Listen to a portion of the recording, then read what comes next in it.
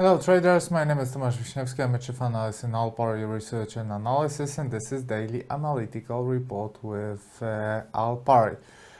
So today we do have a continuation of the movements seen yesterday, and it's mainly focused on the correction on the American dollar. So apparently it's again fault of Donald Trump.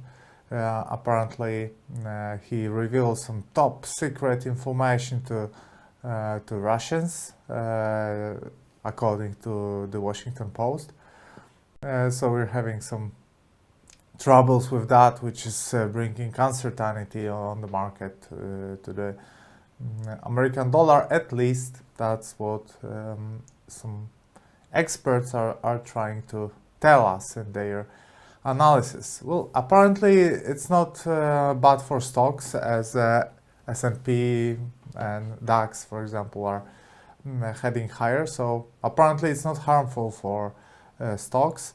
Over the weekend, well, we had fears about the cyber attack, but it also does not, it's not any trouble for stock bulls, as everything looks right and we are about to hit new highs on stocks.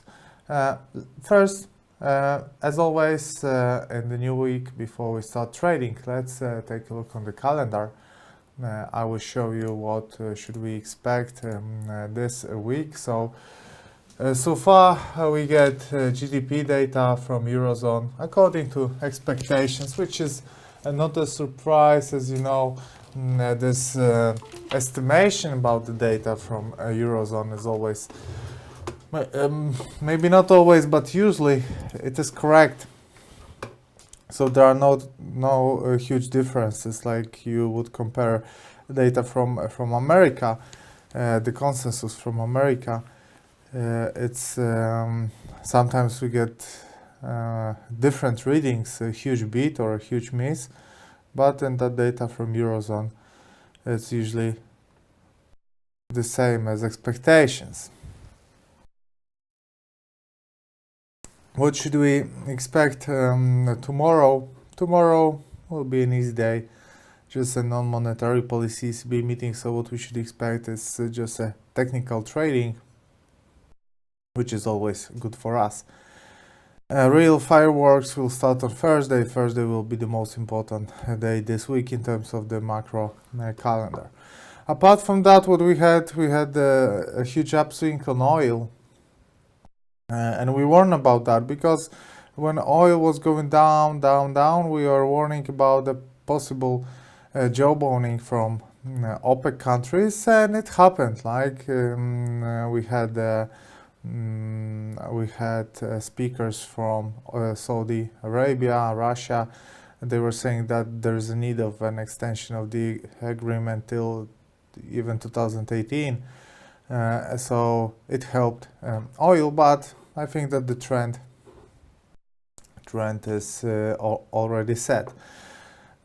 So from the fundamental point of view, I would say that's pretty much it. Let's take a look on the charts from the technical point of view, and we will start with the forex market. I will leave stocks and commodities for the last 5 minutes of this webinar. So we start with euro dollar, and as you can see, we are continuing this upswing seen on Friday. So traders failed to close the gap created after French elections.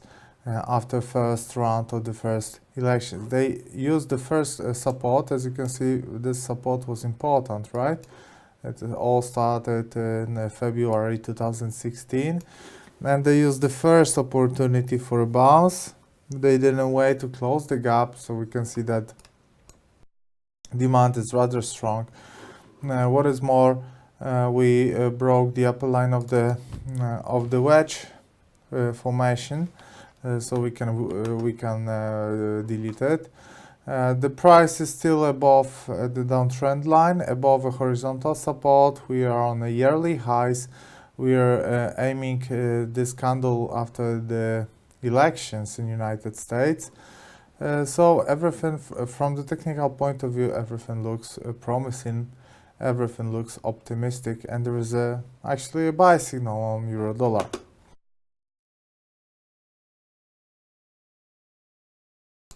That's pretty much it. The situation here is simple, no rocket science. We're above important supports. We're having 3 days in a row of an upswing. Obviously, after such a strong trading, after 3 bullish days in a row, such strong bullish days in a row, there is a possibility of a correction here, but in the midterm and in the long term, the sentiment stays positive. This one was very good. This trading setup, we even tweeted about that, so if you're following us on Twitter, you probably know. There was an upswing on euro to Australian dollar. It started in a bit earlier. It started in February. We're having an uptrend. And what the price created from the 5th of May was a flag. Oh, flag, wedge, it's not important. Those blue lines are not parallel, so it's more like a wedge. But as I said, it's not important how we're gonna call it. As wedge and a flag, they both were signaling the potential of a bullish breakout. But that was only a flag in an uptrend, right? Nothing extraordinary. But when the flag ends with an inverse head and shoulder formation, that is something that we should look closer at. And we tweeted that that's a usually very bullish sign, and that's actually what happened. Yesterday the price broke the upper line of the flag and the neckline. After the breakout, they tested that as a closest support, and then the price went significantly higher.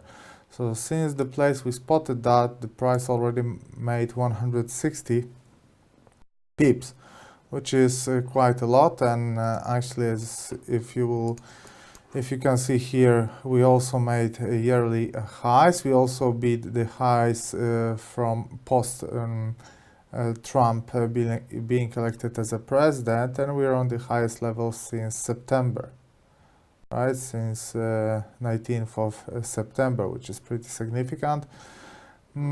So for a strong buy signal, what they need is to hold the daily candlestick above this horizontal resistance here. So when we will close like that, fair enough, it will be all right.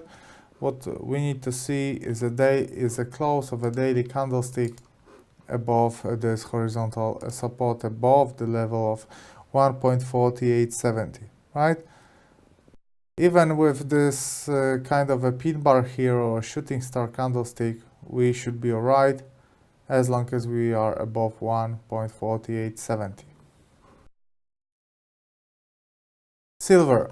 So first, I'm telling you about the instrument that I was telling on the Trading Sniper video. Weaker dollar is helping commodities like, for example, precious metals like silver, and silver can have a fifth bullish day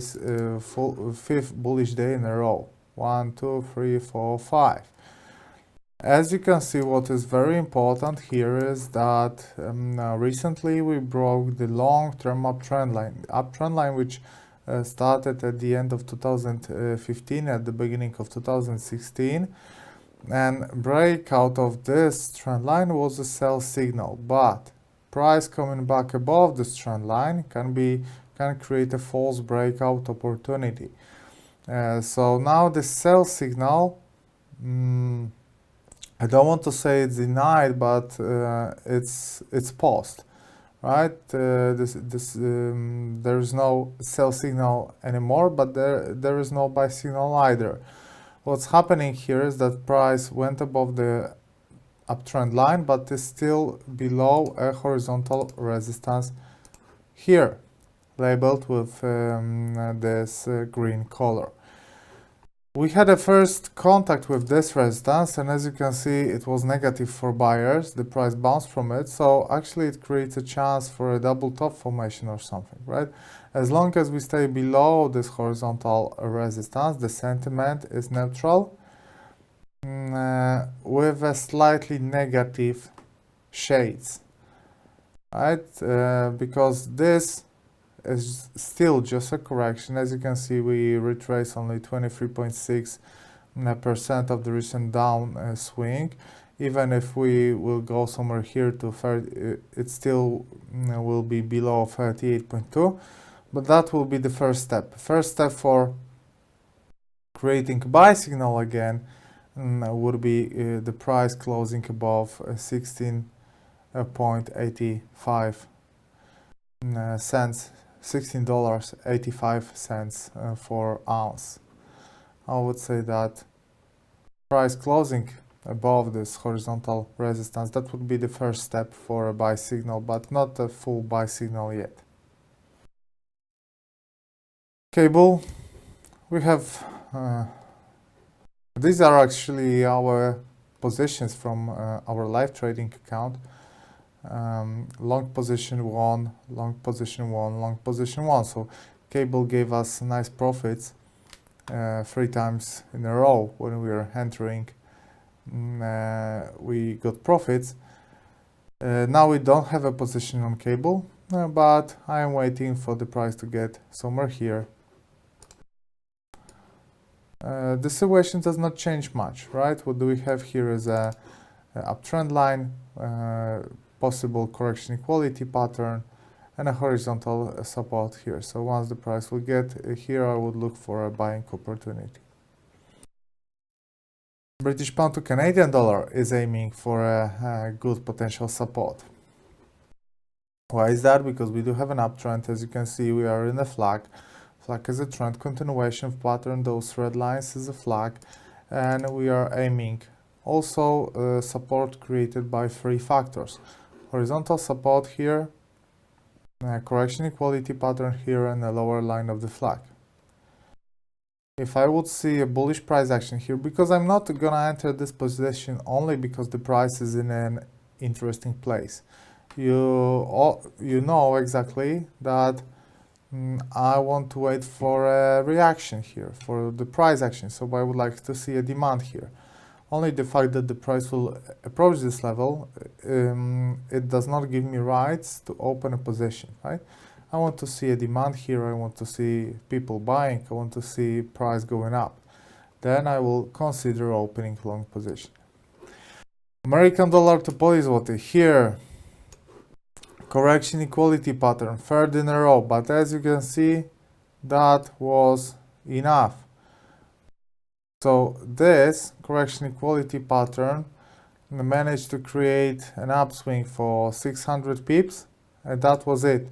So there is no longer a correction equality pattern.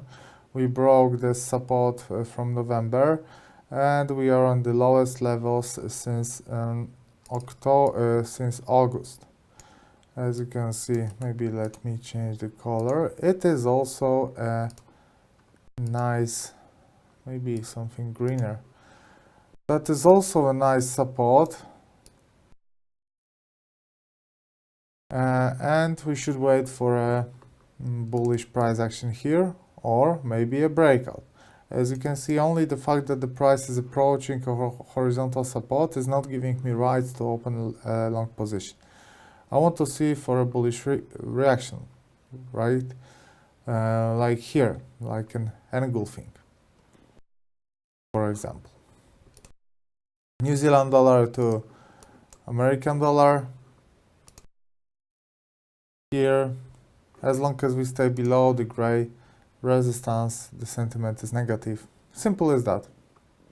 Not much to add here. As on euro to Japanese yen, where we use this horizontal, we use this resistance from the previous year and the beginning of this year as a closest support, and the price is aiming higher. So that is very positive scenario for euro to Japanese yen. Euro to New Zealand dollar as well. right? Invest Head and Shoulder formation, then after Reserve Bank of New Zealand statement, which was dovish, we had a bullish reaction here. The price came back above the horizontal resistance, and now there is a full buy signal here. We are approaching another resistance, so if you're thinking about entering with a long position here, I would be careful with that. Not because of the trend is not positive, because it is. But buying just below resistance is not my type of the game. I like to buy in a trend, but after corrections or after the breakouts. Here we do not have a correction. We were after correction somewhere here when this correction ended. Now we are below the resistance, which is never a good place to open a position. Well, below resistance you could open short position, but not long. New Zealand dollar to Swiss franc. Here is a beautiful situation because this candle labeled with orange color is just a false breakout, and we all know what's happening with the false breakouts. This movement was additionally supported by fundamentals, obviously, after this dovish statement of Reserve Bank of New Zealand. But as I often say, when you have a combination of fundamentals and technicals, and they are both showing you one direction, that is usually a very interesting trading occasion. And here we had a false breakout. False breakout was actually triggered. This breakout was triggered by the technical analysis, but was denied by the fundamental analysis. And now the price is heading lower. American dollar to Canadian dollar. Here I also tweeted that there is a nice opportunity for a long position here. Why is that? Because we broke this horizontal resistance, which is 50% FIBO as well, and tops from the end of 2017. Right, the broken resistance becomes a support.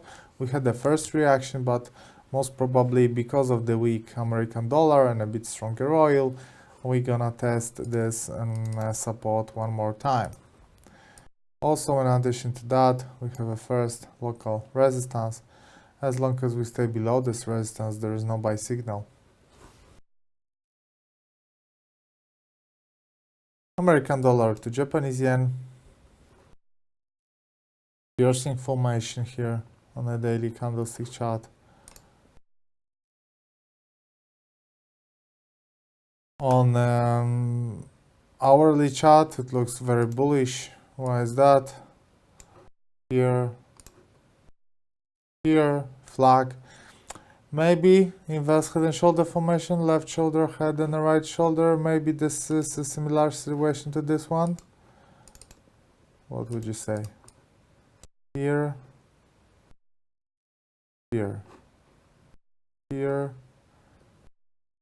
kind of, right? So what we are missing here is a breakout of the upper line of the of this flag formation, and we will have a quite interesting buy signal here. But buy signal is present since the breakout of the upper line of the flag. Next instrument, which was also positive, was American dollar to Swiss franc, and actually you can see that we traded that. Unfortunately, for other traders, it could be a little bit too late when they entered here because the price already retraced. But we tweeted about that as soon as possible about this opportunity. So actually, this orange color is can be considered a false breakout here, and the situation is becoming a bit dangerous for the buyers. There is a local support here. If this red line will be broken, and that will be very negative sign. Gold, 1, 2, 3, 4 bullish days in a row. Yesterday we tried to break this horizontal resistance. We failed. The price created nice shooting star, but as you can see, the price is heading higher. Here we are still above. This is this line which was broken on silver, so line connecting lows from 2015, right? So on silver we were already somewhere here. Gold is behaving a little bit better. They broke the uptrend line, but in the midterm lows connecting from the end of 2016. And also, as long as we stay below the orange resistance, the sentiment is still negative. Even if they will break that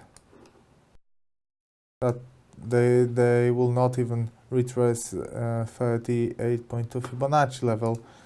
Actually, there will be a strong resistance here.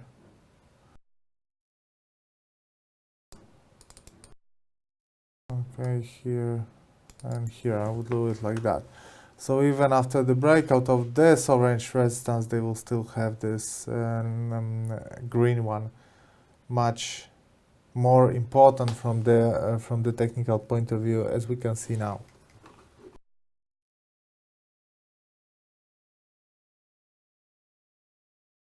Now, instrument which is highly correlated with gold, which is Australian dollar to American dollar to Australian dollar.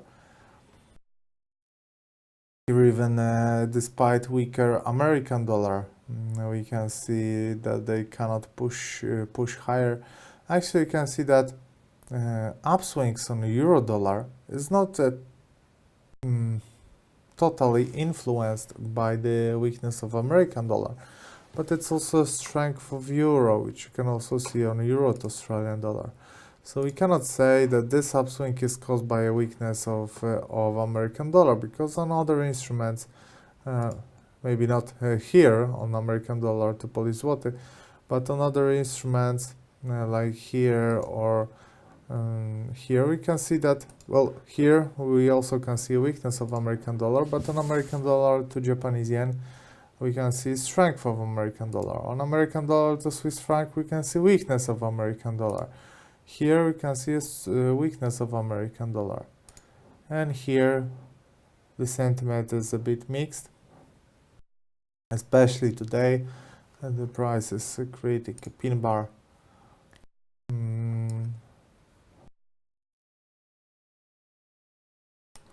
As long as we stay below the red line and this green resistance, this sentiment is negative.